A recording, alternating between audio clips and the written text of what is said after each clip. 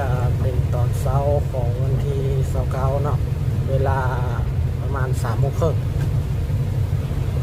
มาให้เบิ่งทางฝนตกสุดทางตั้งแต่ออกจากปากเซมาจนถึงฮอดตะแคกยังบ่เช้าถ้าป่านนี้ตกแท้ตกว่าคือซีเมนพายุบ้องหรือวันนั้นได้ตกแบบนี้สุดทางเลยบางบ่อนก็น้ำจะท่วมแล้วตอนนี้แม่นกำลังออกจากซิโนตอนนี้ก็ยังบ่เศร้าอยู่โอดโผแล้วตกใดตกดีโพด